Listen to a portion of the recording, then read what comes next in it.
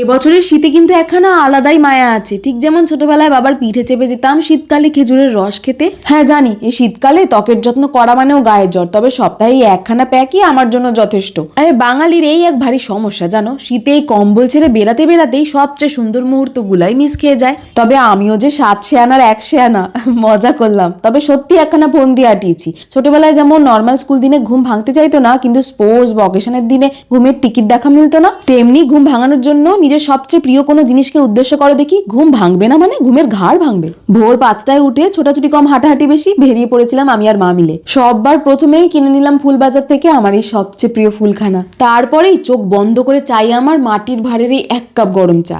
আচ্ছা এই জায়গা খান কাগু আগু চেনা লাগে কও দেখি। হাঁটতে হাঁটতে সেই চলে গেছিলাম গাছের নার্সারিতে।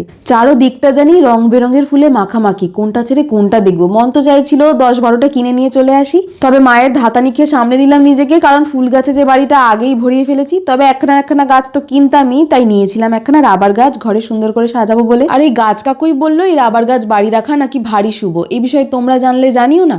আর এই ঘন্টাখানিক হাঁটাহাঁটির পর ক্ষুধা যখন তুঙ্গে, অমনি চোখে পড়লো এই ফুলকো ভাটোরার দোকানটা। আর আমায় কে আটকায়, জলখাবারটা সকালের বাইরেই সেরে ফেললাম। আর আমার বাবা মহারাজেরও এই প্রিয় জলখাবার, না এনে খালি হাতে ফিরবো তা হয়। বাড়ি এসে সবাই মিলে খেলাম গরম গরম ডিম সিদ্ধ।